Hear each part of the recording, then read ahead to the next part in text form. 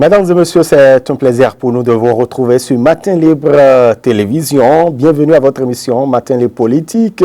Aujourd'hui encore, nous allons décrypter l'actualité, écouter donc les avis de notre invité d'aujourd'hui.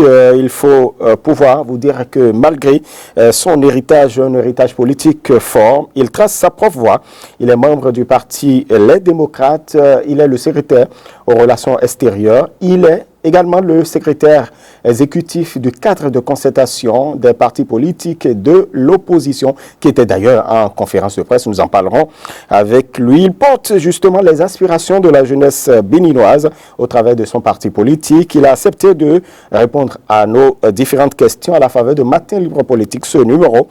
Merci déjà pour votre fidélité à nos programmes. Nous allons parler de son engagement, de sa vision pour l'avenir du pays et la place de la jeunesse dans le débat public. Chabi Yahi, bonsoir. Bonsoir, Robin. Merci pour la disponibilité. C'est un plaisir d'être encore une fois avec vous. La dernière fois, on a parlé football. Maintenant, on va parler de sujet plus important. Tout à fait, politique, et ça intéresse bien nos internautes. Merci. La première question, comment décrivez-vous votre engagement politique aujourd'hui? Je pense que j'ai toujours été politiquement engagé. Je suis au sein d'un parti qui aujourd'hui porte les aspirations de la jeunesse, des plus jeunes, des plus vieux, de toute la population, et qui est aujourd'hui l'espoir de tout un pays. L'espoir d'une alternance, l'espoir d'un Bénin meilleur, et surtout, personnellement, c'est un parti dont j'épouse totalement les valeurs et les idéaux, parce que je suis quelqu'un qui est très engagé, c'est vrai, mais surtout, je me suis toujours mis dans la peau de comment je pouvais faire pour améliorer les conditions de vie des membres de ma communauté. Et c'est ce que je retrouve aujourd'hui au sein de mon parti, le parti Les Démocrates. J'ai été avant Force Corée au Bénin émergent. On a évolué ensemble, nous avons de nouveaux camarades, certains même qui nous ont combattus à l'époque, mais aujourd'hui, nous sommes tous ensemble vers cette nouvelle espoir, cette nouvelle Eldorado que nous essayons de mettre en place pour le peuple béninois. Très bien. On devient très exigeant, surtout quand son père a été justement président de la République pendant 10 ans, a un héritage. Est-ce qu'on devient de plus en plus très exigeant vis-à-vis de son engagement politique? Forcément, parce que forcément, lorsque vous faites une erreur, vous êtes 2 fois plus scruté. Je pense qu'au contraire, c'est un héritage que je porte fièrement, parce que le président Yahi Boni est, disons, une image... disons une image importante de notre vie politique. Oui. Il a été président, il a travaillé au service de tous les Béninois durant ces 10 ans. Et moi, je vois ça comme étant, disons, une voie que j'essaie de suivre, mais à ma manière, avec mes propres convictions. Et je pense que c'est important qu'au sein du parti, nous puissions être à la hauteur de ce qu'il a fait pour ce pays. Et je pense que personnellement, je ne le vois pas comme étant un fardeau, mais je le vois plutôt comme étant, disons, une piste qu'il faudrait que je puisse suivre en tant que modèle, en tant que mentor, mais bien sûr avec mes propres aspirations, ma propre vision des choses, tout en sachant que si nous sommes ensemble dans ce parti politique, c'est qu'il y a quand même un socle commun qui est notre vision d'un Bénin plus juste, plus prospère et émergent. Très bien. Nous allons parler de votre sortie hier. Le cadre de concertation des partis politiques de l'opposition a tenu une conférence de presse pour pouvoir quand même donner son avis sur un certain nombre de faits relevant de l'actualité. Vous avez quand même tenu à rappeler à la Sénat, notamment, de respecter le calendrier électoral. Quelles étaient les motivations en réalité de cette sortie? Je pense que pour comprendre nos préoccupations et pour comprendre notre attitude, il est important de faire un petit pas de côté, je dirais même un pas en arrière. Depuis quelques années, il est important de constater que nous avons eu beaucoup de difficultés à faire émerger des voix dissidentes au sein du débat public. Il y a les élections de 2019 qui ont donné lieu à un parlement monocolore avec le fameux certificat de conformité qui n'existait pas. Il y a eu les élections de 2021 avec l'apparition du parrainage introduit après la révision constitutionnelle qui a empêché les voix de l'opposition d'être candidats. Il y a eu les élections de 2023 où nous avons vu une amélioration des choses, mais ce n'est pas encore ce que nous souhaitons. Il y a les élections de 2026. Nous n'allons pas attendre que les choses arrivent avant de dénoncer. Il faut anticiper cette fois-ci. C'est ainsi que la Sénat a publié un chronogramme. Pour moi, chronogramme, calendrier, on joue sur les mots. Parce que bon... La Sénat s'est dotée d'un document, c'est une fiche de route qu'elle a distribuée aux partis politiques. Ça veut dire qu'elle a travaillé, ce sont des gens sérieux d'un certain niveau, de certaines expériences qui ont travaillé pour mettre en place une feuille de route qu'elle devrait suivre. Dans ce calendrier, dans ce chronogramme, il est bien dit qu'à partir du 25 juillet, devrait commencer la distribution des parrainages. Le parti Les Démocrates a en ce moment 28 députés, donc 28 parrains, ce qui lui permettrait de pouvoir présenter un candidat aux élections présidentielle. Et la veille, ou l'avant-veille déjà, on reçoit un courrier qui dit que cette cérémonie de distribution des parrainages est reportée sine die. Parce que la Sénat souhaiterait s'entretenir avec les parrains. Nous, ça nous a gênés. Ça nous a gênés parce qu'on s'est dit, ça fait déjà 2 ans que la Sénat a fini d'organiser les élections de 2023. Donc, ça fait 2 ans qu'elle sait que ce jour-là, elle devrait pouvoir distribuer les parrainages. Pourquoi c'est la veille, c'est-à-dire le 24, que le Parti des démocrates a reçu le courrier? Le 24 juillet, la veille du jour qui était dédié, qu'on reçoit un courrier pour nous dire que c'est reporté, sine die, pour cause de rencontre avec les parrains. On aurait pu rencontrer les parrains depuis des mois. Et nous avons demandé des explications en amont. Nous sommes allés vers la Sénat. Le cadre de concertation est écrit à la Sénat pour échanger, discuter par rapport à tous ces sujets. Et la veille de ce jour, on décide que non, il faut expliquer aux parrains comment remplir cette fiche. Et c'est important que nous ayons pris la parole pour demander à la Sénat de respecter son chronogramme, parce que le chronogramme dit qu'entre le 25 juillet et le 25 août, il y aura distribution des parrainages. Nous estimons que le 25 août, c'est dans quelques jours. On espère donc que le 25 août, tous les parrains auront reçu donc leur parrainage et ça nous permettra de nous préparer, disons, dans la tranquillité pour cette échéance. Est-ce que ce n'est pas trop tôt de donner de la voix quand on sait que la Sénat dispose tout de même d'1 mois? Il y a quand même une marge de manœuvre. Il y a une marge de manœuvre, mais la Sénat nous a quand même écrit pour dire qu'à partir du 25, nous ne pourrions pas avoir les parrainages. Donc je pense qu'il est important d'alerter l'opinion nationale et internationale sur cela. Donc c'est une question de principe. C'est une question de principe, c'est une question d'anticipation. Nous n'attendons pas qu'il y ait une difficulté avant de la dénoncer. Parce que lorsque vous êtes trop tard, lorsque vous êtes déjà proche du mur, vous ne pouvez plus échapper au choc. Et je pense qu'il est important que nous puissions rappeler que ce sujet est important et qu'il faut que la Sénat puisse faire le maximum pour donner les parrainages dans le temps imparti. Il ne reste plus beaucoup de temps, vous savez. Dans à peine 2 mois, déjà, il faudrait qu'on dépose les candidatures pour le duo, je pense le 12 octobre. Donc je pense qu'il est important de permettre à chaque formation politique de s'organiser. Mais nous n'allons pas parler simplement des parrainages, nous allons parler aussi des quitus fiscaux.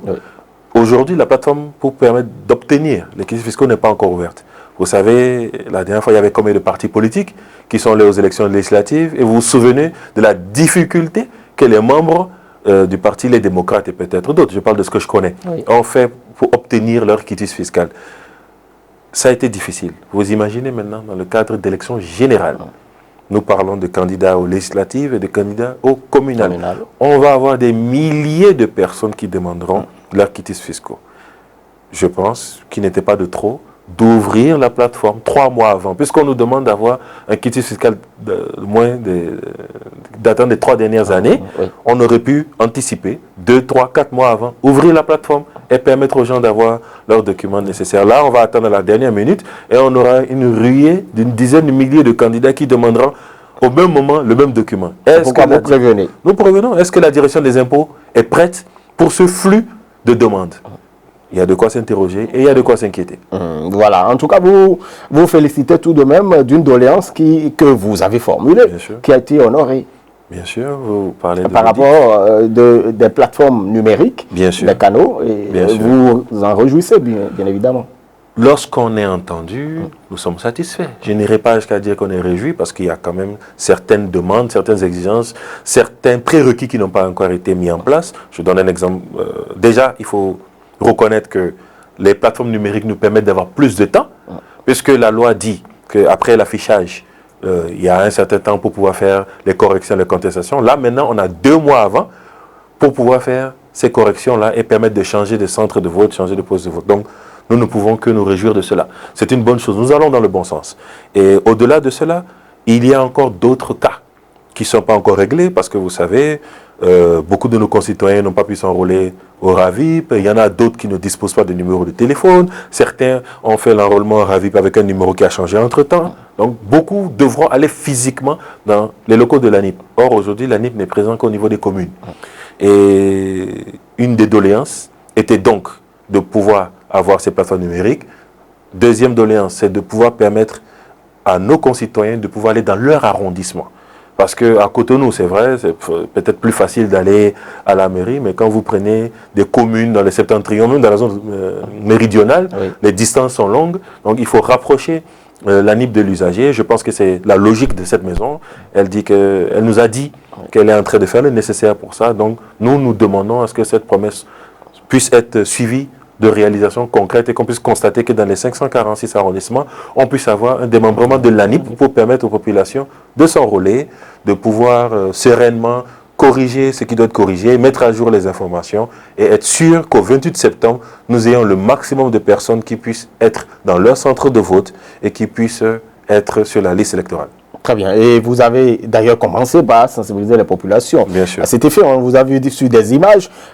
Chabi Ahi, déjà, vous vous intéressez également au fichier électoral, puisque l'audit du fichier électoral a eu lieu. Les experts ont donné déjà les premières conclusions. Les premiers éléments ont été donc présentés à la presse également.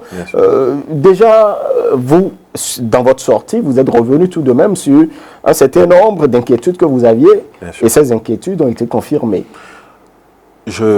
Comme tout à l'heure, avant de répondre à votre question, Romuald, je tiens à aussi rappeler d'où est-ce que nous venons sur ce sujet. Lors des élections législatives de 2023, nous avons assisté à, disons, quelque chose qui n'a pas été simple à gérer pour nos partis politiques. Beaucoup de nos concitoyens n'ont pas pu voter parce qu'ils n'étaient pas dans le bon centre de vote. Certains ne se sont pas retrouvés sur la liste électorale et d'autres se sont retrouvés ventilés dans des centres de vote tellement loin de leur zone de résidence. Chacun a pu voir comment la participation a été faible à cause de tous ces problèmes-là. En novembre 2023, une délégation du Parti Les Démocrates s'est rendue auprès du président de la République. Et une des doléances de notre délégation, cette délégation conduite par le président de notre parti, était de faire l'audit du fichier électoral. Pas pour un objectif politicien, mais tout simplement pour s'assurer qu'en 2026, nous ne puissions pas connaître les mêmes problèmes qu'en 2023. C'est notre logique. Donc, nous avons travaillé sur des thèmes de référence. Nous sommes allés voir nos partenaires, les autres partis politiques, avec qui nous sommes dans le cadre de concertation des forces politiques de l'opposition. Et ensemble, nous avons amélioré cet EDR-là. Cet EDR nous a permis de mettre en place un comité de pilotage. Et pour qu'on ne puisse pas nous faire le procès, qu'on veut instrumentaliser l'audit pour des raisons politiciennes, nous avons décidé, nous, partis politiques, de ne même pas figurer dans ce comité de pilotage et de laisser la société civile faire le travail.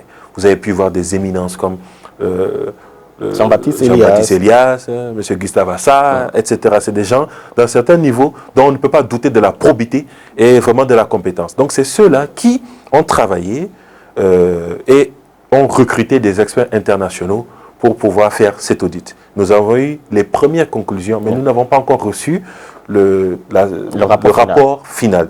Ce que je peux dire par là, c'est qu'il y a déjà les premières pistes qui nous ont, disons, réconforté dans l'idée que cet audit était utile. Déjà, il faut remercier les membres du comité de pilotage parce qu'ils ont tenu bon. Ce n'était pas facile.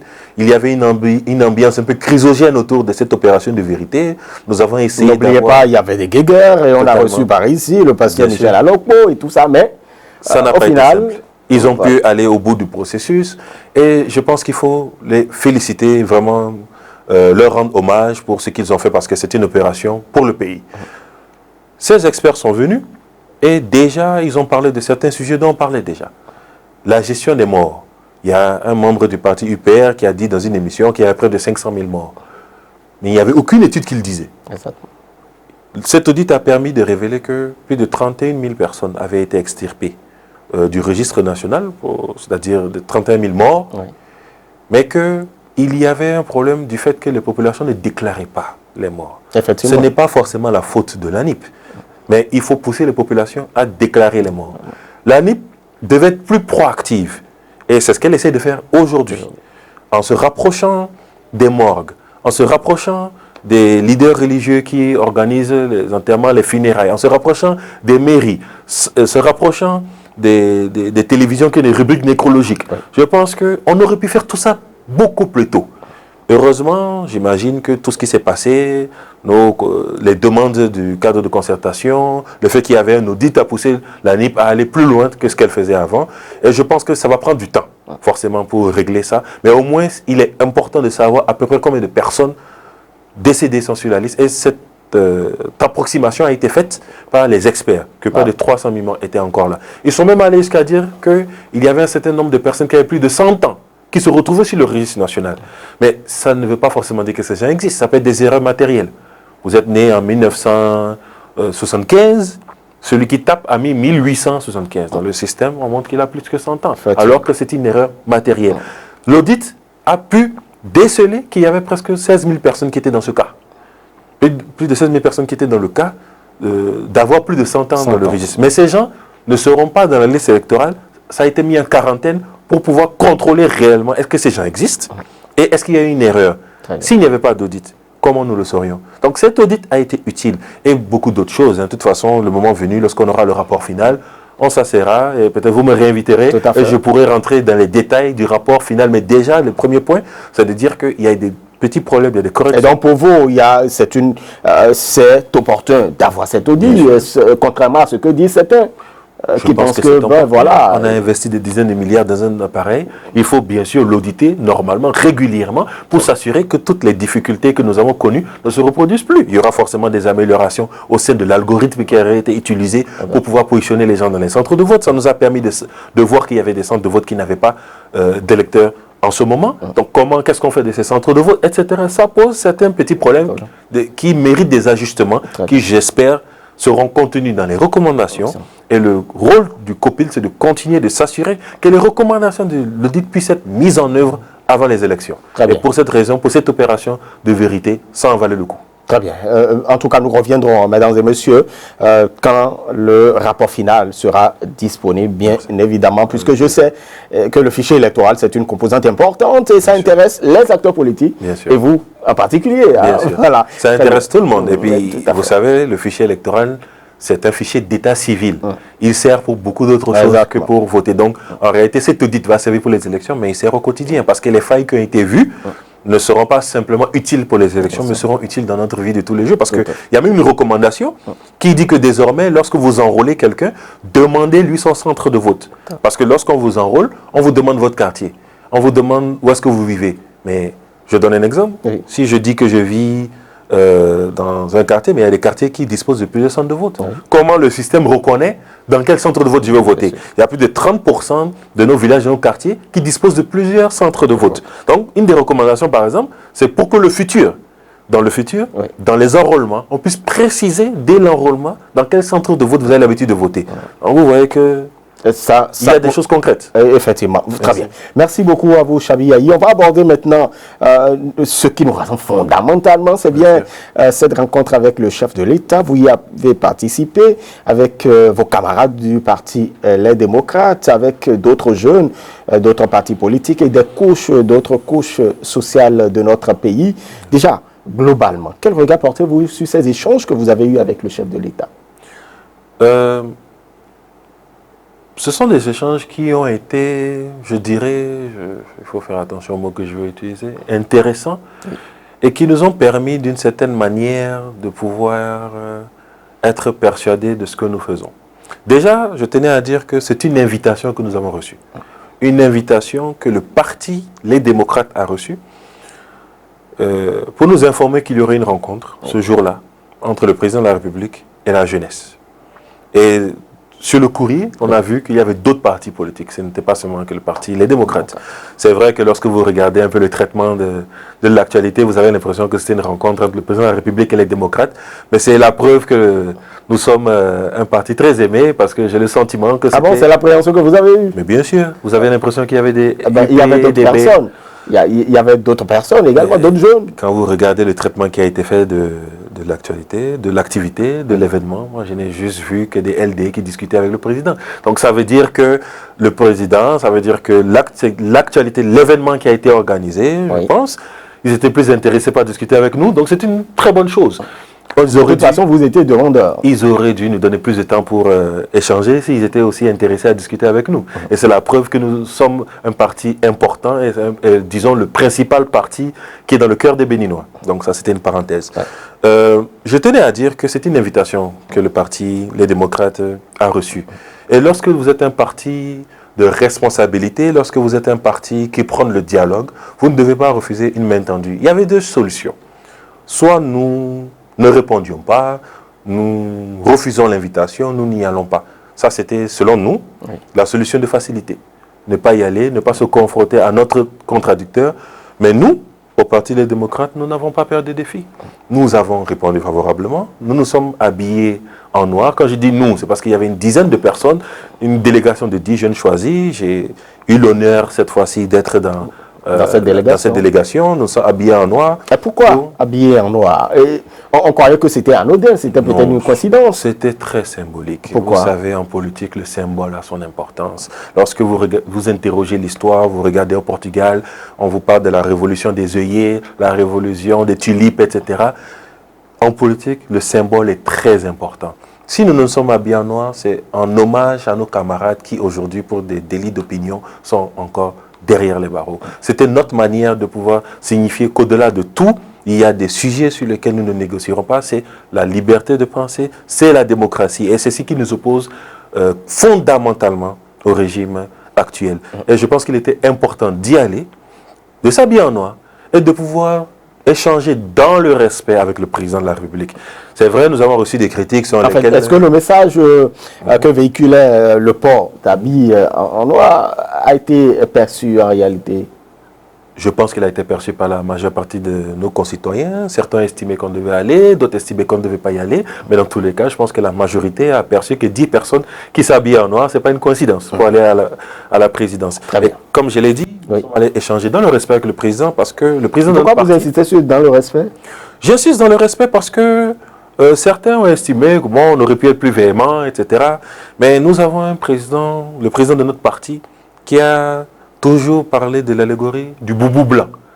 Lorsque vous êtes devant le président, il porte un boubou blanc. Et lorsque vous le salissez, vous ne le salissez pas lui, mais vous salissez le boubou. Et un jour, vous le porterez et vous viendrez vous plaindre que ce boubou n'est pas propre. Raison pour laquelle nous sommes dans une logique de respect. Discuter avec le président de la République, respect, mais fermeté. Et vous avez pu suivre les échanges.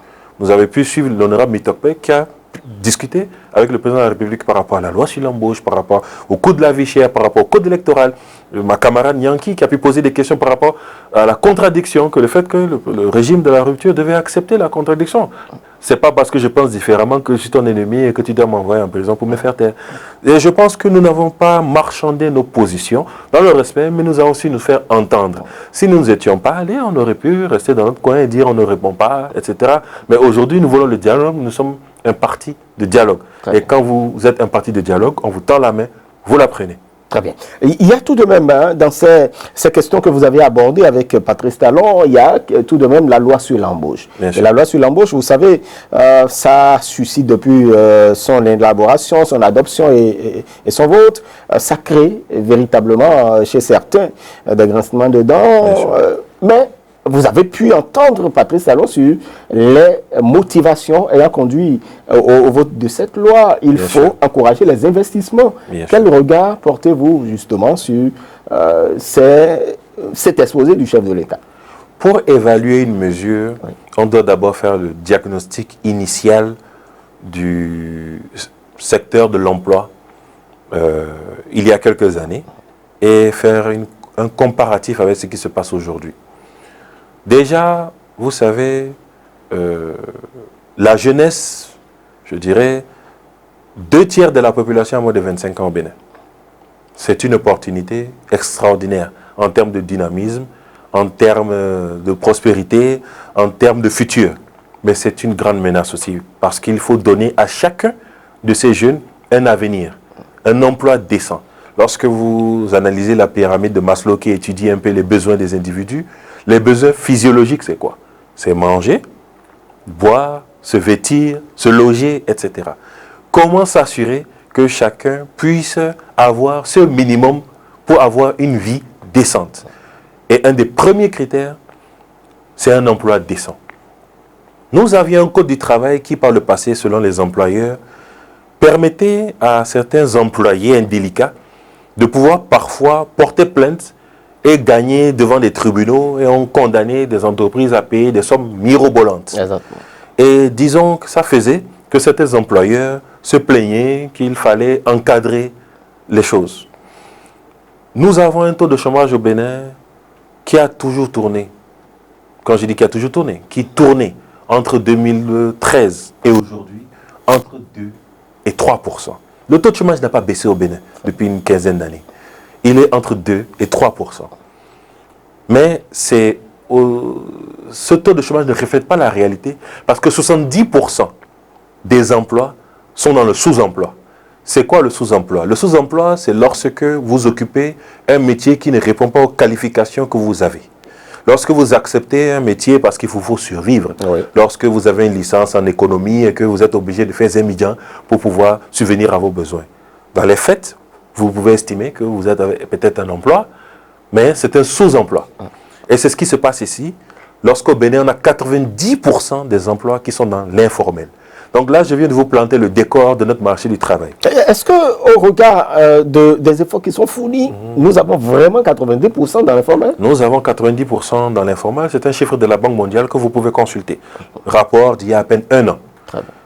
Tous les chiffres que je donne, c'est les chiffres de la Banque mondiale ou carrément les chiffres du gouvernement, parce qu'il faut être factuel. Au travers de l'ANPE? Bien sûr, de l'ANPE, des documents sur la politique sectorielle de l'emploi, etc. Que lorsque vous êtes un parti sérieux, vous devez vous penser sur des questions, sur des chiffres officiels et non sur des ragots. Donc, 2,4% de chômage en 2024, 90% des emplois qui sont dans l'informel et 70% des emplois qui sont dans le sous-emploi, qui sont concernés par le sous-emploi. Oui.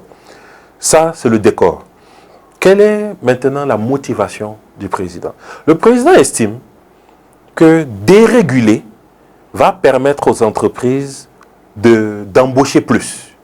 Sa logique est que lui, vu son historique, son expérience d'homme d'affaires, estime que ce qui fait que certains hommes d'affaires ont peur de recruter, c'est la difficulté de se séparer d'un agent indélicat, de remplacer, ça a un coût. Et que ça fait que l'employeur réfléchit à 2 fois avant de recruter. Et c'est pour ça qu'en 2017, ils ont introduit cette loi qui concerne surtout le secteur privé, il faut le dire, qui, pour déréguler et, disons, permettre aux employeurs d'être plus à l'aise par rapport à des conditions qui auront été plus flexibles. Et il faut favoriser aussi les investisseurs, l'arrivée des investisseurs. Ça, c'est la philosophie du texte. J'ai lu la justification de cette loi introduite en 2017. Ça, c'est la philosophie. Maintenant, il faut d'abord, avant de juger, savoir ce qui est écrit. Parce que si l'honorable Mitokpe en a parlé, c'est parce qu'il y a des aspects de la loi qui ont posé des problèmes au parti Les Démocrates. Et le parti Les Démocrates a fait une proposition pour relire cette loi. Certains aspects de cette loi, selon nous, font qu'il y a une certaine précarisation de l'emploi. Je serai concret. Article 9 de cette loi, qui parle de la période d'essai, c'est-à-dire les stages. L'article 9 de la loi dit que la période d'essai est déterminée par le temps nécessaire pour évaluer l'employé. Qu'est-ce que ça veut dire? Ça veut dire que la loi n'encadre plus la période d'essai. Ça veut dire que, M. Romian, vous venez travailler pour moi, je vous prends en période d'essai, mais la loi me permet de vous dire... Ne définit pas le temps, le délai. Me permet de vous prendre en période d'essai sur 1 an, sur 6 mois, sur 2 ans. C'est ce qui est écrit. L'article 9 de la loi sur l'embauche. Qu'est-ce qui se passait avant? Il y avait un encadrement. Vous êtes ouvrier, c'était 1 mois. Vous êtes employé, je crois que c'était 2 à 3 mois, vous êtes cadre, etc. Il y avait, disons, un délai, un encadrement. Voilà. Pourquoi il faut cet encadrement? Parce que vous venez travailler pour moi. La période d'essai me permet de savoir est-ce que vous pouvez travailler avec moi, pour moi. À la fin de cette période d'essai, vous passez peut-être un CDD, où je vous évalue encore plus. Et à la fin de cette période-là, je vous donne un CDI. C'est toujours été comme ça. Et c'est comme ça dans presque tous les autres pays de la sous-région. Je dis presque, mais c'est dans tous les autres pays de la sous-région. Cette disposition n'existe pas dans les autres droits. Il faut qu'on le dise. Ça n'existe pas en Côte d'Ivoire, ça n'existe pas au Sénégal, ça n'existe pas au Mali, ça n'existe pas. Ça n'existe nulle part ailleurs en Afrique de l'Ouest que la période d'essai ne soit pas encadrée. Il y a l'article 13 qui dit que les CDD peuvent être renouvelés indéfiniment. Cela veut dire, je vous donne un contrat d'1 an. À la fin de ce contrat d'1 an, je vous donne un nouveau contrat d'1 an. Ensuite, je vous donne un nouveau contrat d'1 an. Vous êtes dans la précarisation parce que vous ne pouvez pas vous projeter. Nos amis, je dis nos amis, nos camarades de l'autre côté de la mouvance nous disent, lorsqu'un employé est bon, on fait tout pour le garder. Mais la loi, elle est impersonnelle. Elle n'est pas faite pour les meilleurs travailleurs, elle est faite pour tous les travailleurs. Il faut trouver un équilibre. Parce que je vous ai donné la situation initiale. Certains employeurs estimaient qu'on n'encadrait pas suffisamment les choses. À cette situation, on est passé d'un extrême à un autre. Le Parti des démocrates est un parti de responsabilité. Nous avons deux piliers.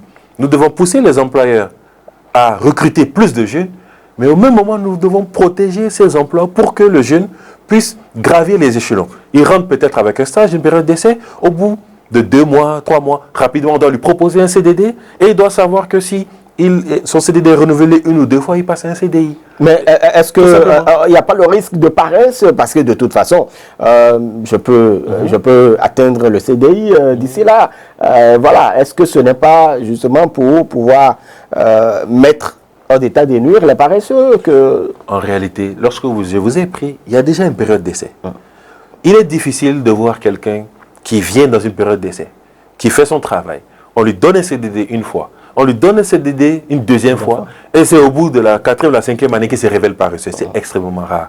S'il est paresseux, vous le saurez très rapidement. Déjà, au bout de 6 mois, 1 an, vous savez si quelqu'un est capable de faire le travail avec ou sans vous. Raison pour laquelle nous avons proposé de ramener la période d'essai à une période définie, passer ensuite à un CDD renouvelable une fois, et après, il passe à un CDI. Pourquoi le CDI est important?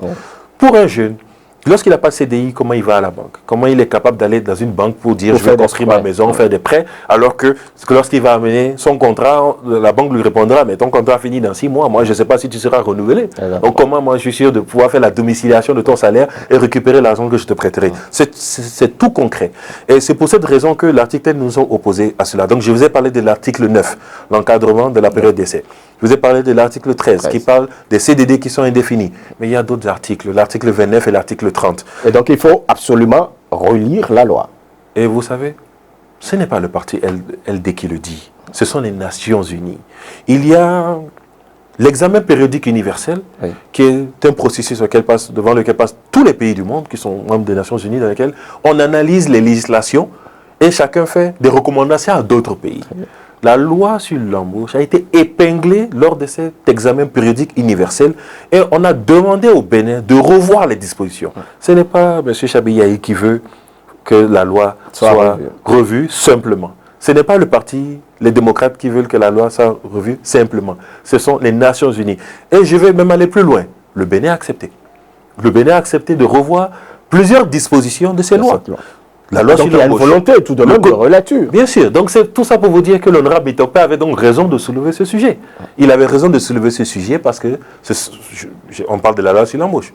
La loi sur l'embauche, le code du numérique, le code pénal, la loi sur le Conseil supérieur de la magistrature sont autant de lois qui ont été épinglées lors de cet examen périodique universel où le Bénin s'est engagé à revoir ces lois. Vous voyez que même le code du numérique, il y a même eu un atelier qui a été fait par rapport à cela, comment faire pour revoir. Donc, ce processus est enclenché. Donc, nous sommes en train de demander, en réalité, que le Bénin respecte l'engagement qu'il a pris devant les Nations Unies dans le cadre de l'examen périodique universel. Nous sommes un parti de responsabilité. Nous avons fait des propositions.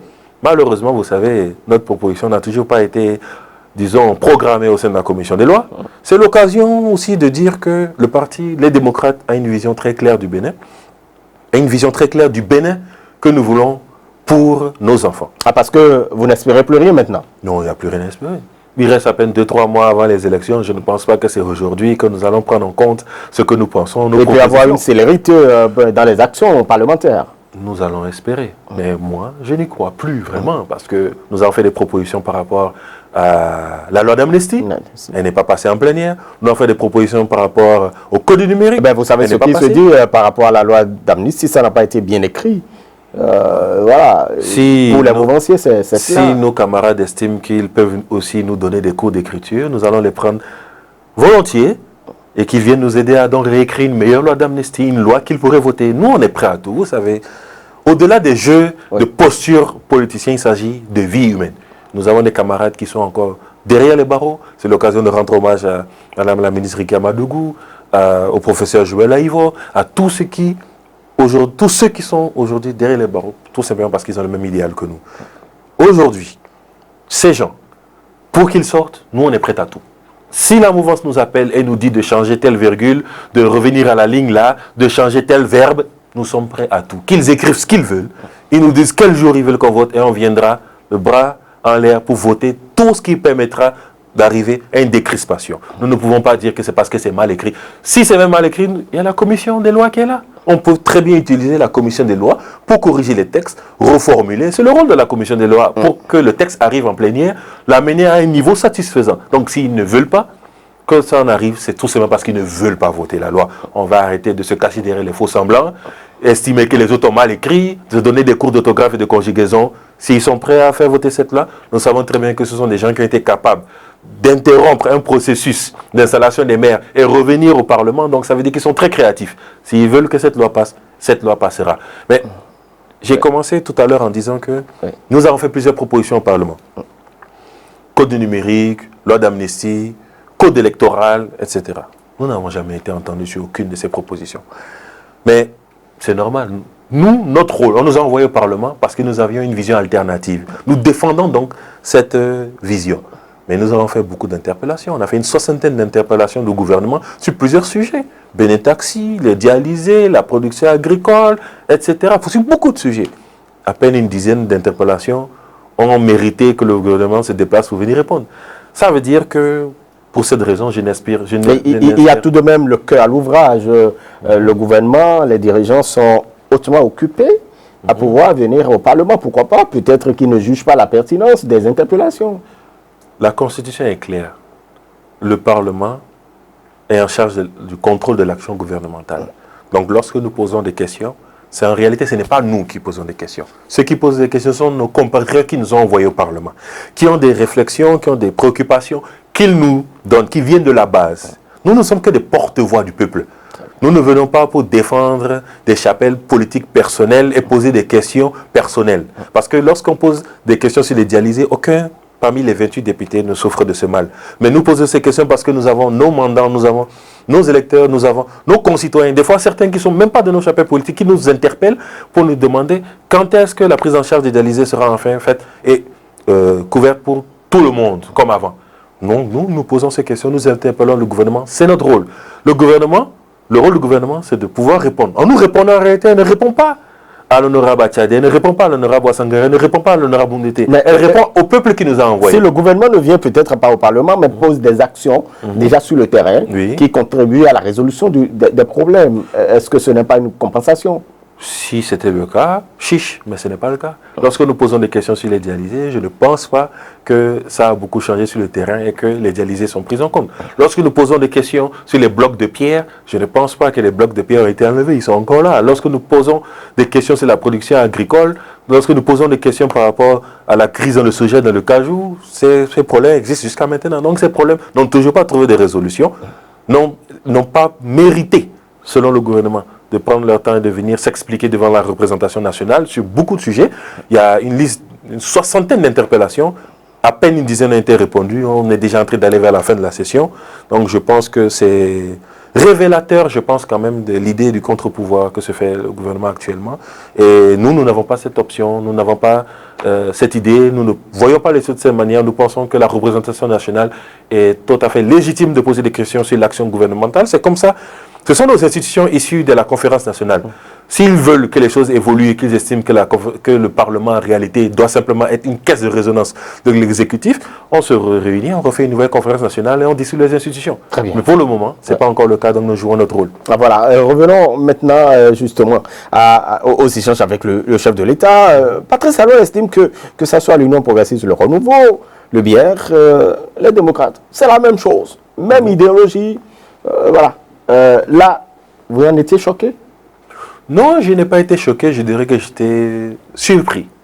Je vais vous donner une image. En réalité, la vision que moi je me fais de la politique, c'est que on a le même objectif. Ça veut dire que nous voulons tous aller au même endroit. Rendre le Bénin uni, prospère et démocratique. Ça veut dire que, je donne une image, Oui. je suis à Cotonou, on veut tous aller à Parakou, mais nous avons tous des chemins différents. Certains vont estimer qu'il faut passer par Kassato et aller à Boyko. Oui. D'autres vont penser qu'il faut passer par Porto Novo, aller à Sakete, passer par Pobé, Ketou, arriver jusqu'à Tchaourou et remonter.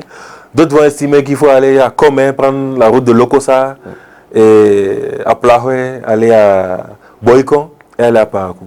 Ce sont des chemins alternatifs, mais nous allons tous au même endroit. Et on demande à la population en réalité de choisir quel est le chemin qui, selon vous, est le meilleur pour pouvoir atteindre l'objectif. C'est ça en réalité. Donc lorsque le président dit que LDUP égale BR, je considère que nous avons notre chemin. Nous voulons aller à Parakou. Mais notre chemin pour nous, c'est un Bénin démocratique, avec un état de droit, avec le pluralisme politique, avec, disons, une part plus importante du social. Et je vais en parler tout à l'heure. Le social n'est pas distribuer forcément de l'argent à tout le monde sans chercher à développer un pays. Ce n'est pas notre vision du social. UPBR, ils ont soutenu une autre vision. Parce que cette vision que nous défendons n'est pas la vision d'un Bénin uni démocratiquement démocratique. Parce que UP et BR, ils ont soutenu des dispositions comme la loi sur l'embauche, qui a précarisé le travail. Mais qui a apporté de l'investissement, des investisseurs au Bénin. Vous avez des chiffres pour sous-tendre ce que vous dites? Parce qu'un investisseur... Il suffit d'aller à Glodjigbe, il y a tout de même un investisseur, quand il vient, ce n'est pas parce qu'il est persuadé que vous pouvez renvoyer rapidement votre... il peut renvoyer rapidement son employé qu'il viendra. Vous qui êtes là, peut-être vous êtes un chef d'entreprise. J'imagine que je parle de Matin Libre TV, etc. Vous n'allez pas recruter plus de journalistes si vous êtes sûr que vous allez pouvoir les renvoyer facilement. Ce qui fait que vous allez recruter plus de journalistes, c'est parce que vous saurez qu'il y aura plus d'activités à les couvrir, vous allez avoir plus d'activités, et c'est ça qui fera que vous allez recruter. Et le gouvernement pense que faciliter le licenciement permet de faciliter l'embauche. Nous, au Parti Les Démocrates, nous ne voyons pas les choses comme ça. Nous pensons que pour permettre l'emploi, il faut permettre aux chefs d'entreprise de remplir les carnets de commandes. Vous parlez de Glodjigbe. Nous, au Parti Les Démocrates, et ça, je veux vraiment parler à nos concitoyens, un des points importants de notre projet, ce sont les petites et moyennes entreprises. Chaque année, chaque mois plutôt au Bénin, il y a presque 4 à 5 000 entreprises qui sont créées. 4 500 au mois de mai, selon l'Observatoire des données économiques de la CCIB. Donc, sur une année, on peut se retrouver à entre 40 et 50 000 entreprises. Chaque année, 100 000 jeunes viennent sur le marché du travail. Nous pensons, si vous voulez régler le problème du chômage au Bénin, il faut permettre à ces entreprises-là, ces petites PME, de pouvoir embaucher 4-5 personnes. Vous imaginez, si 40 000 entreprises embauchent 5 personnes, ça fait combien de personnes? Bon, je ferai les mathématiques à votre place, mais 40 000 entreprises, fois 5 personnes, on est à 200 000. Ça permet d'absorber le nombre de personnes qui viennent sur le marché de l'emploi. C'est de ça qu'il s'agit. Ce qui nous sépare des autres partis, ce n'est pas forcément une idéologie de la théorie. C'est des faits et c'est une vision différente de ce qu'il faut faire pour atteindre le même objectif. L'objectif que le gouvernement a, je ne veux pas leur donner de fausses intentions. C'est sûrement que le Bénin soit aussi démocratique, prospère. Mais nous pensons pour y arriver, nous devons avoir un socle démocratique. Nous pensons que pour y arriver, il faut développer les PME. Il faut avoir un projet alternatif qui met en valeur la production locale. C'est permettre, je vais vous donner un exemple sur ce sujet par exemple, depuis 2015, les importations de services, quand vous analysez la balance des paiements, les importations de services au Bénin sont passées de 500 millions de dollars à 1 milliard de dollars. Qu'est-ce que ça veut dire par an? Qu'est-ce que ça veut dire? Ça veut dire que chaque année, il y a 1 milliard de dollars qui va à l'extérieur pour acheter de la compétence, faire gagner des consultants des marchés au Bénin, faire venir une compétence extérieure au Bénin. Nous, notre logique n'est pas là. Nous, parce qu'on n'a pas de compétences. Vous savez ce que pense Patrice Talon de tout ceci. Nous sommes un désert de compétences, l'avait-il dit. Nous ne pensons pas cela. Nous pensons que nous ne sommes pas un désert de compétences. Il faut donner à la jeunesse la place qu'il faut, les mettre dans les bonnes conditions où vous verrez qu'ils feront des miracles. Il y a des temps exceptionnels au Bénin. Mettez-les dans des bonnes conditions et vous serez étonnés de ce qu'ils feront.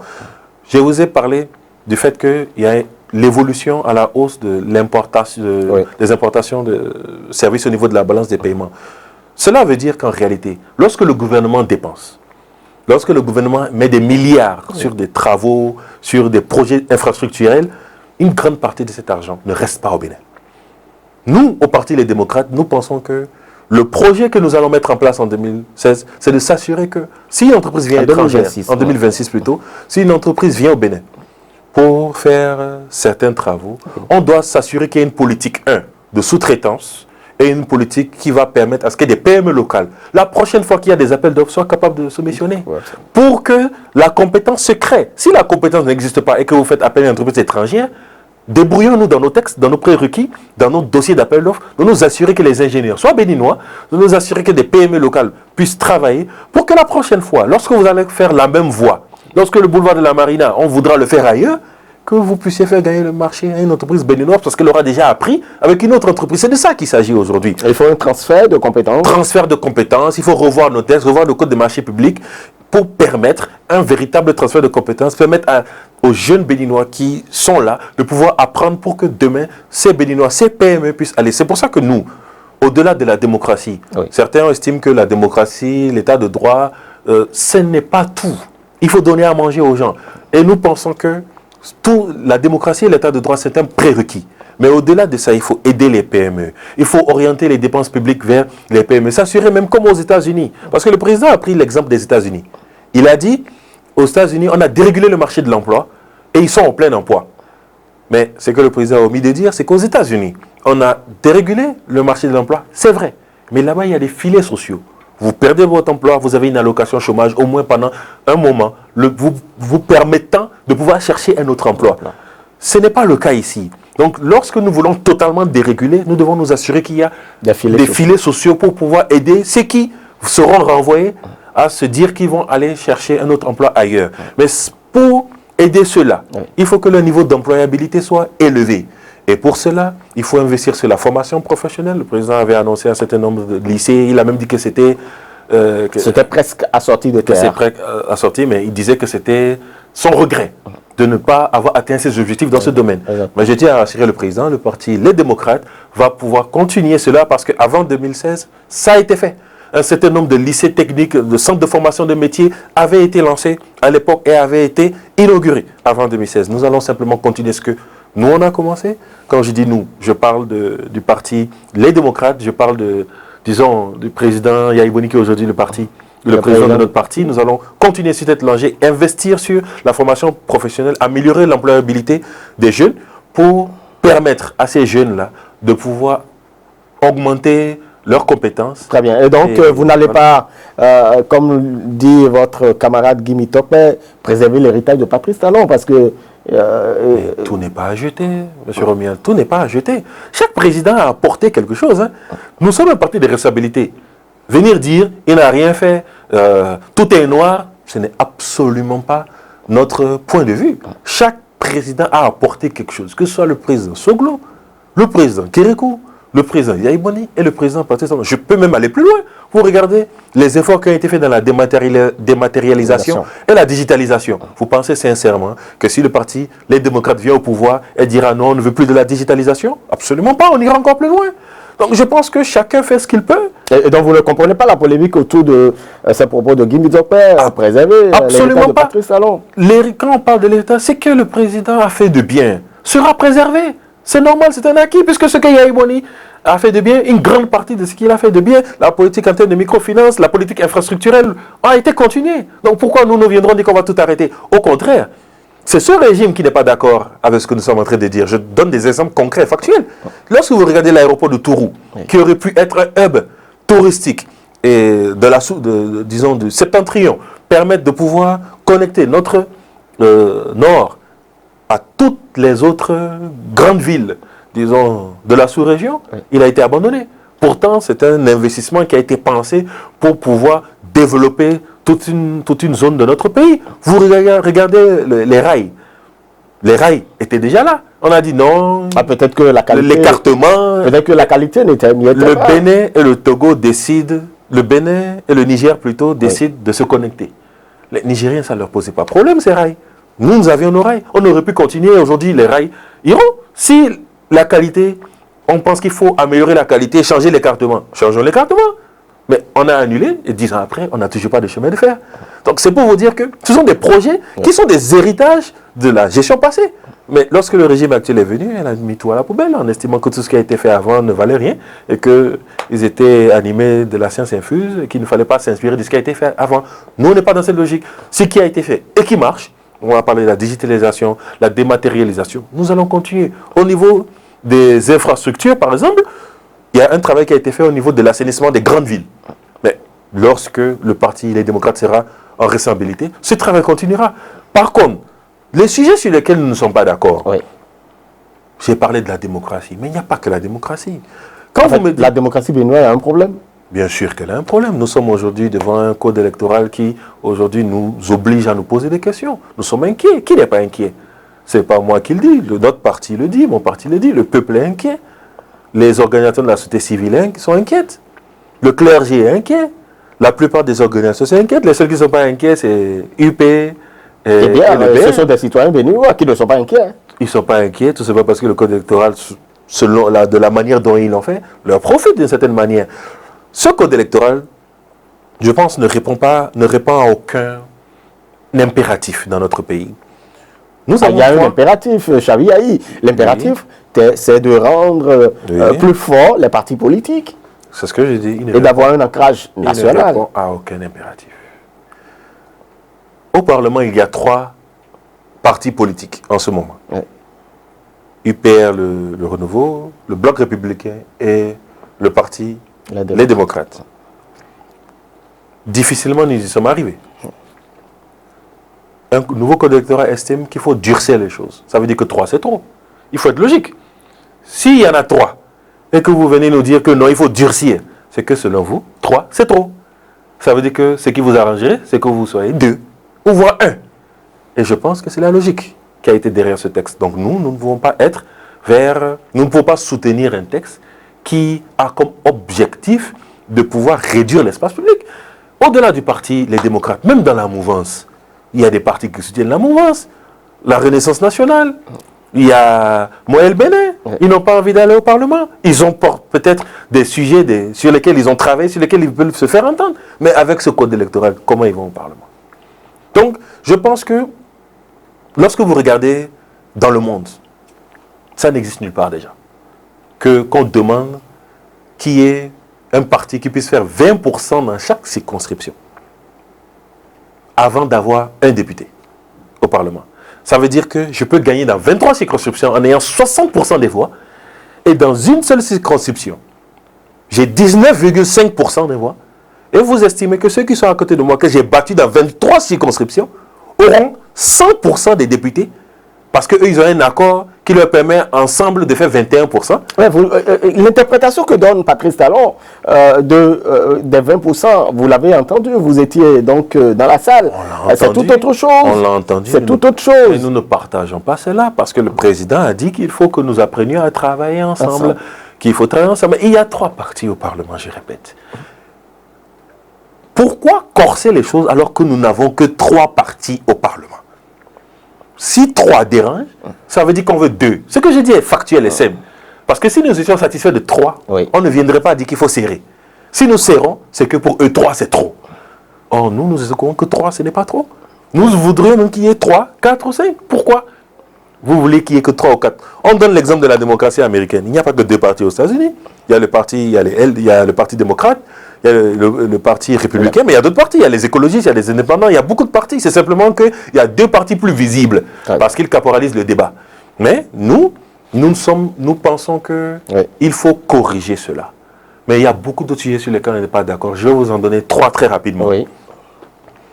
LD, UP, BR, on dit c'est la même chose. C'est la même idéologie, on veut la même chose. Souvenez-vous ce que je vous ai dit plus tôt. C'est le même objectif, mais ce n'est pas le même chemin. Vous regardez l'agriculture. La GDZ, vous avez parlé de la GDZ. Tout à fait. Nous sommes un parti responsable. Je ne viendrai pas ici sur votre plateau vous dire il ne faut pas transformer ce que nous produisons et nous ne devons pas produire ce que nous consommons. Donc forcément, il faut encourager des exercices de production, des exercices, disons, des projets comme la GDZ. Mais par contre, regardez la crise qu'il y a eu dans le soja et le cajou. On dit, on ne va plus exporter cela, on va transformer localement. C'est une bonne chose. Mais ça a entraîné la chute des prix pour les producteurs, qui vendaient le même produit à 35 000 francs le sac, 40 000 francs le sac, et qui aujourd'hui le vendent à 25 000. Cette chute du pouvoir d'achat des producteurs a eu un impact. Vous savez que 70% de notre population active travaille dans le secteur agricole. Donc, cette volonté d'industrialisation s'est faite aux dépens d'eux. Ils ont payé le prix du fait qu'ils ne peuvent plus vendre à l'étranger. Mais au même moment, nous ne vivons pas en autarcie. Le Togo, le Nigeria ont toujours des prix plus élevés. Vous savez ce qui se passe? La plupart de notre production va au Nigeria, va au Togo. Donc à la fin, c'est du lose-lose. Les usines n'arrivent pas à transformer tout. Tout va dans les pays voisins. Presque tout. Et ce n'est pas moi qui le dis encore une fois. C'est l'interprofession du soja qui avait fait un bilan à mi-parcours il y a quelques mois et qui a dit qu'une grande partie de la production, en réalité, était partie dans les autres pays, puisqu'ils étaient à peine à 100 000 tonnes achetées, alors que nous sommes à plus de 500 000 tonnes produits. Et le reste est parti par des voies détournées. Tout est parti dans les voies détournées à travers un appel d'air. Je ne suis pas en train de faire la promotion des voies détournées. Je suis en train de vous dire que le fait qu'on ne vit pas en autarcie. Lorsque vous voulez vendre un produit, vous allez acheter un produit à il faut que l'État fasse des efforts. Et que vos voisins l'achètent à 35 000, le producteur à qui vous n'avez pas donné la semence, c'est important. Parce que dans le cadre du coton, on a donné les semences, on a donné les intrants. Ça, c'est différent. Mais vous n'avez pas donné la semence au producteur. Il l'a acheté. Il s'est peut-être endetté pour l'acheter. Vous n'avez pas donné les intrants. Il s'est débrouillé. Il a produit. Et vous lui dites, tu ne peux pas vendre là où c'est à 35 000, mais tu peux vendre simplement là où c'est à 25 000. Tout le monde n'est pas patriote, vous savez, sur le plan du ventre. Chacun a ses impératifs. Cet producteur, dont la marge est déjà très faible, vous êtes en train de lui dire de pouvoir vendre au Bénin, mais à un prix inférieur auquel il pourrait se faire à l'étranger. Beaucoup, en réalité, vendent à l'étranger alors. Ce qui fait que les usines qui sont ici ne pourront pas transformer toute la production. Donc c'est pour vous dire comment une bonne idée peut, disons, se révéler inefficace sur le terrain si nous ne sommes pas capables de s'associer avec les acteurs. Maintenant, lorsque moi je pointe un problème, il faut proposer des solutions. Exactement. Et qu'est-ce que propose le parti LD? Sur ce sujet-là, on peut faire comme ce que le Ghana et la Côte d'Ivoire ont fait. Ils ont eu, pendant des années, ces problèmes.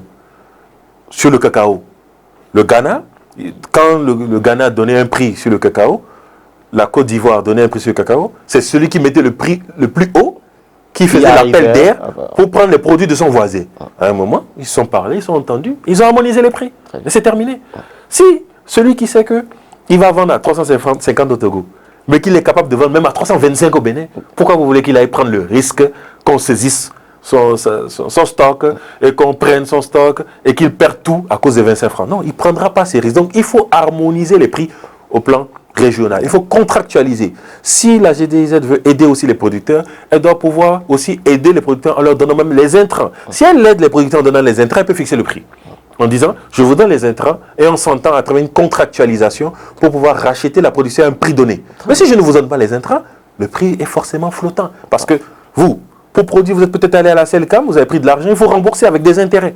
Donc je ne peux pas vous imposer un prix d'achat fixe toute la saison si je ne sais pas comment vous vous êtes débrouillé pour pouvoir acheter vos intrants. Donc ça c'est un exemple sur la politique agricole, la politique industrielle. Nous, les LD, nous pensons différemment. Je peux vous donner l'exemple de la politique en termes d'expropriation. Vous regardez, l'article 22 de la Constitution nous dit que nul ne peut être exproprié sans juste et préalable dédommagement. Mais il y a des exemples. Vous allez à Tokben, ou vous allez à Fignon, vous allez à Vlekete. Il y a beaucoup de projets et ça a été documenté par Amnesty International. Beaucoup de gens qui ont été expropriés et qui n'ont toujours pas été payés. Vous savez qu'il y a quand même des personnes de mauvaise foi.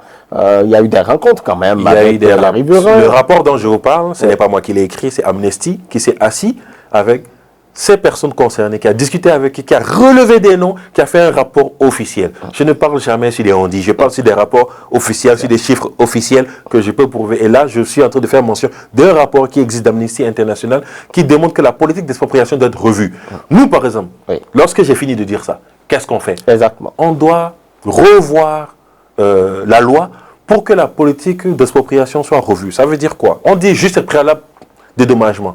Ça veut dire qu'il faut s'assurer que les prix sont bons, préalable dédommagement, et qu'on puisse vous donner le temps de vous retourner. Et qu'ensuite, lorsqu'on parle de politique d'expropriation, ce ne soit pas pour faire des projets de promotion immobilière, comme à Togben, ou des Béninois de la diaspora. J'ai beaucoup de camarades, de personnes avec qui je discute beaucoup, vu mon rôle de secrétaire aux relations extérieures, qui ont perdu leur maison et aujourd'hui ils sont en train de voir qu'on est en train de vendre ce terrain-là à d'autres Béninois pour des projets de promotion immobilière. Si on récupère leur maison pour faire une école, un centre de santé, des hôpitaux, je le comprends, il faut qu'on fasse un choix. C'est un sacrifice que nous faisons tous en donnant nos terres pour la collectivité.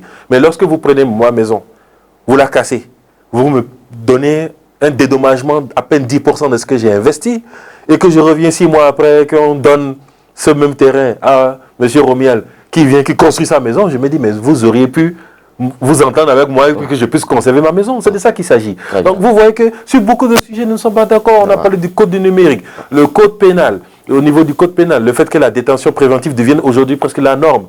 Il y a beaucoup de gens qui sont aujourd'hui en prison qui n'ont pas été jugés. Il y a beaucoup de sujets sur lesquels je pense que si je dois vous expliquer en quoi LDUPBR, ce n'est pas la même chose, je serai là jusqu'à demain. Très bien. Merci beaucoup. En tout cas, on a entendu avec le peu, nos internautes se font une idée justement de vos propositions parce que d'ici là, certainement, nous aurons à discuter un peu, échanger sur votre projet de société pour les enjeux. Et quels sont les grands enjeux pour 2026 au niveau du parti Les Démocrates? Déjà, les grands enjeux du parti Les Démocrates pour 2026, déjà, c'est d'être à la hauteur de l'espoir gigantesque du peuple béninois. Nous sommes en train en ce moment de préparer 3 élections. Les élections communales, les élections législatives et les élections présidentielles. Au niveau des élections communales, nous sommes déjà en train d'avoir des dossiers de personnes qui veulent venir sur notre liste. Je peux vous assurer qu'il y en a tellement que... Beaucoup frappent à la porte. Beaucoup frappent à la porte. Ça veut dire que beaucoup de gens ont placé leurs espoirs sur nous. Et nous devons être à la hauteur de ces enjeux. On a parlé du projet. Ce qui aujourd'hui nous différencie de la mouvance, c'est que nous avons un projet alternatif. La base du projet, et ça c'est le premier enjeu, c'est de faire connaître notre projet. Notre projet, il est articulé autour de plusieurs points. La démocratie, parce que nous sommes convaincus, contrairement à la rupture, qu'on ne doit pas choisir entre démocratie et développement. C'est ce qui nous oppose fondamentalement. Eux, ils pensent... Parce que c'est l'appréhension que vous Parce avez. que eux, non, ils l'assument. Parce qu'ils estiment que il faut choisir. Soit on veut se développer, il faut mettre la démocratie de côté. Bon, ils ne l'ont jamais dit. Non, lorsque le président dit qu'en ce moment, on travaille ensemble, on est trop pauvres pour pouvoir parler de politique, et puis dans 30 ans, lorsqu'on aura les moyens, on fera la politique. C'est l'idée. Nous, notre vision est que ce n'est pas parce que je pense autrement que le pays ne se développera pas. Il y a des pays africains qui ont une démocratie qui se développe. Je parle du Botswana, de beaucoup de pays, du Maghreb, de l'Afrique du Sud, il y a la démocratie. Et le pays se développe. On n'a pas à choisir. La démocratie est le chemin le plus simple pour pouvoir construire un idéal commun. Tout à l'heure, je vais vous donner l'exemple de Cotonou et de Parakou. Nous tous, nous voulons aller à Parakou.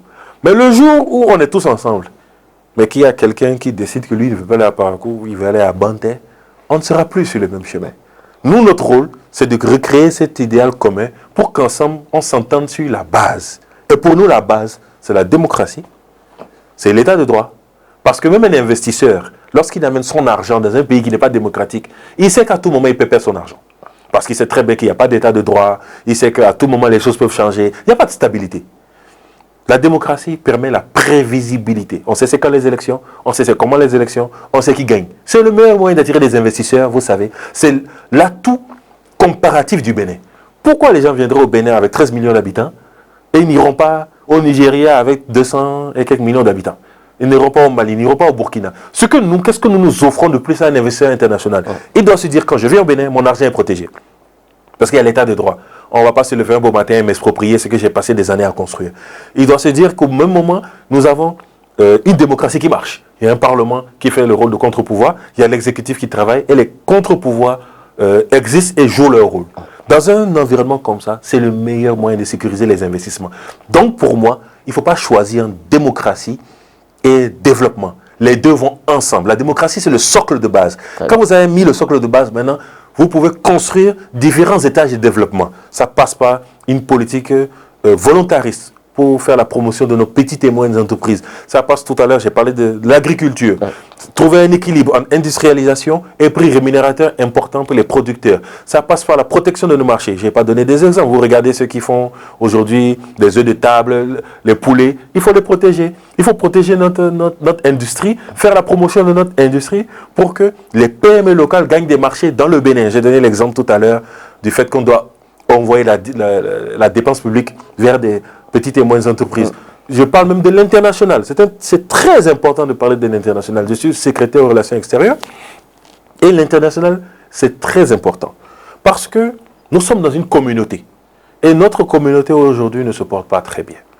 Nous avons beaucoup de pays qui ont demandé à quitter cette communauté, tout simplement parce qu'il y a eu des coups d'État et tout ce qui s'est passé. Je ne vais pas revenir sur tout ce qui s'est passé. Comment aujourd'hui rebâtir notre maison commune? C'est un problème pas important de notre projet de société. Il faut, vous regardez aujourd'hui, le Bénin et le Togo sont mis ensemble pour faire la CEB. Nous devons multiplier ce type de projets où des pays vont se mettre ensemble. Et donc des coopérations bilatérales. Des coopérations bilatérales, des coopérations multilatérales. Vous regardez la Constitution européenne, ça a commencé avec la Communauté économique du charbon et de l'acier en 1956. C'est allé vers la Communauté économique européenne et c'est allé ensuite vers l'Union européenne. La construction européenne a eu son histoire. Nous aussi, on a quand même fait des choses. Le Conseil de l'entente, nous avons travaillé ensemble sur la CEB, etc. Et il y a des projets sur lesquels on doit mettre les autres pays avec nous. Je ne parle même pas forcément des CEDEAO. Ouais. Nous devons être volontaires sur certains projets, mutualiser les efforts. La lutte contre le terrorisme, nous avons forcément besoin de tous les autres pays. Se mettre ensemble, voir comment faire des brigades mixtes, ça c'est une proposition du Parti des démocrates, et ensemble réussir à éradiquer ce fléau. Mais pourquoi pas ensemble, travailler ensemble pour faire des projets, même des centrales nucléaires. Il y a de l'uranium au Niger. Cet uranium est vendu partout dans le monde. Et ils n'ont pas de centrale nucléaire dans le pays. Pourquoi le Bénin, le Niger, le Burkina ne peut pas s'entendre et dire bon. Et donc ça fait partie de votre projet de société. Mais bien sûr, je ne suis pas habilité ici à vous dire tout ce qu'on fera, mais je peux vous dire, nous avons un projet clair qui est axé sur la démocratie, sur le développement de la coopération régionale et internationale et sur la promotion des petites et moyennes entreprises, sur la justice sociale. Nous avons un projet clair, préparé par des intellectuels et des cadres qui ont certains occuper des responsabilités importantes, donc ils connaissent ce dont ils parlent. Et je pense que ce projet... En tout cas, le temps au temps opportun, nous en parlerons bien évidemment avec votre disponibilité. Chabi Yahi, nous sommes en train de sortir de nos discussions, ça passe vite. Très vite. Mais la dernière question, c'est de se poser la question. Vous savez que ça, c'est une question de l'actualité. Il y a quelques jours, sinon hier seulement, par rapport à l'affaire Akpona, vous avez entendu des choses. Vous avez d'ailleurs fait même une sortie au niveau de votre parti politique. Le Haut Commissariat à la prévention de la corruption a blanchi Samou Seydou à Dambi. Les allégations donc de Paulin Akpona sont rejetées. Quelle appréhension, vous, personnellement? Je vais vous faire la question, acteur politique, quel est le regard que vous portez justement sur cette actualité? Je suis un peu dubitatif quand même, hein. Parce que vous m'avez parlé d'un organe qui s'appelle le Commissariat pour la prévention de la corruption. Oui. Donc, si je me souviens de mes cours de français, que quand j'étais au primaire, lorsqu'on parle de prévention, nous ne parlons pas d'un tribunal. Et je pense que le rôle, est-ce que c'est le rôle de ce commissariat de faire des audits et de blanchir les uns et les autres? Enfin, c'est nous qui parlons que ça a été blanchi, mais bon, voilà. Tout ce que moi je peux vous dire, c'est qu'une commission a été mise en place au Parlement. Oui. Que cette commission puisse faire son travail et peut-être faire des propositions, peut déposer un rapport et sur ce rapport que je pourrais m'appesantir, ou un tribunal fera des enquêtes, etc. Ou, même si c'est une inspection générale, parler, mais je pense que un haut commissariat pour la prévention, je ne suis pas sûr qu'un tel organe est habilité à mener des enquêtes judiciaires. L'exécutif, c'est l'exécutif, le judiciaire, c'est le judiciaire. Il faut respecter quand même la séparation des pouvoirs. Je pense que c'est important d'être attaché à ces principes fondamentaux. Donc, je ne vais pas faire attention à ces éléments de langage distillés pour pouvoir éteindre le feu. Tout ce que je pourrais dire, c'est qu'il y a quand même un ancien ministre. Vous voulez parler du auditeur, oui. qui a été ministre, qui a jeté des accusations sur un autre. Je pense que l'autre a porté plainte, que ce qui doit être fait devant les tribunaux puisse se faire, Et nous, le moment venu, nous pourrons opiner sur cela et non sur les petites manœuvres pour pouvoir un peu nous divertir, même si ça ne nous divertit pas vraiment. Parce qu'il s'agit d'argent public et l'argent du public, c'est très sérieux. Très bien. Chabi Yaye sera candidat aux prochaines législatives? Je ne pourrais pas vous le dire. En réalité, moi, aujourd'hui, mon ambition, c'est de servir mon parti. Mon ambition, c'est de servir la communauté et mon parti. Le moment venu, lorsque les conditions, c'est vrai, le moment est déjà là, on est tous dans des réflexions personnelles, mais là où le parti estimera que je peux être utile, j'irai. Moi, je suis un soldat de mon parti. Mes ambitions personnelles ne sont absolument pas au-dessus des ambitions de notre communauté. Nous avons fait beaucoup d'efforts pour être là où nous sommes aujourd'hui. Nous sommes sur la dernière ligne droite. Ce n'est pas le moment de pouvoir utiliser nos petites ambitions personnelles pour pouvoir diviser en interne. Aujourd'hui, ce qui est important, c'est comment aller unis à cette élection, avoir un duo qui va incarner notre projet de société. Parce que le projet de société dont on parle, qui est aujourd'hui prêt au niveau du parti, c'est la base. Lorsqu'on choisira un candidat, forcément ce candidat va faire des ajustements à la marge. Parce que nous devons forcément être ensemble sur ce socle commun. Très bien. Nous devons travailler à ce que les élections législatives, nous ayons la majeure partie, nous ayons la majorité au Parlement. Qu'au niveau des élections communales, nous puissions avoir le maximum de mairies. On a pu parler de la décentralisation. Il y a beaucoup de sujets sur lesquels on peut revenir et terminer enfin sur proposer un projet alternatif sans remettre en cause ce qui marche. Nous ne serons pas dans la théorie. Très bien. Nous serons pragmatiques. Ce qui marchera continue. Et tout ce qui ne marche pas, et on a abordé certains cas, sera corrigé pour le bien-être de nos populations et pour le bien-être de notre pays. Très bien. Merci beaucoup à vous, Chabi Yaye, pour ces échanges bien nourris. Tout de même, je vous laisserai donc la parole pour votre mot de fin à l'endroit donc de nos téléspectateurs, de nos internautes. Chers téléspectateurs, chers internautes, ce fut un plaisir pour moi d'être sur ce plateau, de pouvoir vous parler un peu plus de la vision du parti Les Démocrates.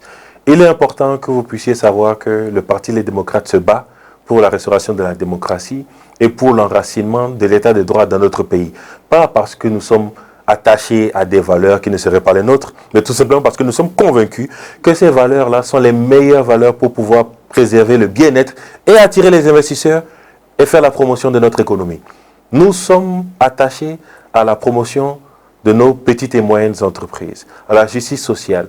Comment faire pour aider la vendeuse qui est au bord de la voie, qui aujourd'hui a des difficultés à avoir accès au crédit? Comment faire pour que toi, jeune qui me regarde, puisse lancer ta première entreprise et qui se retrouve devant la banque sans garantie et en ne sachant pas quoi faire pour pouvoir lever de l'argent et développer ton business.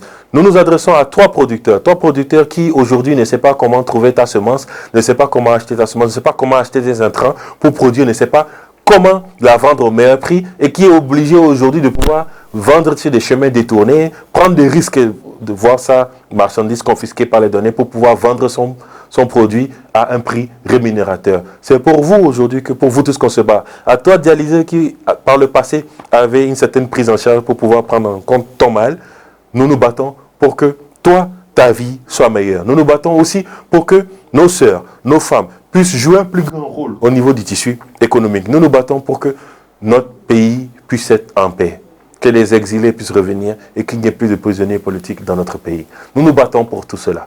Nous nous battons pour vous, mais nous avons besoin de vous. Nous avons besoin que vous tous, vous puissiez vérifier que vous êtes sur la liste électorale. Étoile 151, dièse. Vous vérifiez que vous êtes sur la liste électorale. Pour ceux qui ne peuvent pas changer de bureau de vote, rapprochez-vous de votre délégué pour choisir. Pour choisir une résidence secondaire et vous permettre de changer de centre de vote. Pour ceux qui nous regardent, votre vote est la meilleure manière de pouvoir exprimer votre mécontentement ou pas. Vous êtes devant un simple choix. Si vous estimez que tout est parfait, si vous estimez que le Bénin a déjà atteint l'émergence économique, que rien n'est à changer, qu'il n'y a absolument aucune réforme qui doit être modifiée, vous choisirez la continuité. Pour ceux qui pensent que nous sommes capables de préserver les acquis les plus essentiels, les projets les plus importants, tout en corrigeant à la marge ce qui ne peut pas, tout en réintroduisant une dose de social dans notre politique, tout en faisant la promotion des petites et moyennes entreprises, en préservant ce vivre ensemble avec une certaine prévisibilité au niveau de la démocratie et des élections. Si vous pensez ça, alors le Parti des démocrates vous attend pour qu'ensemble nous puissions changer ce pays. pour le bien-être de nos populations. Très bien. Merci beaucoup, Chabi Yaye. Et justement, c'est sur ce message, mesdames et messieurs, que nous prenons congé de vous. C'est fini pour ce numéro de votre émission Matin les politiques. On va se retrouver très incessamment sur nos antennes pour d'autres thématiques avec d'autres citoyens béninois. D'ici là, portez-vous bien. Agréable suite à chacun et à tous. Bye bye.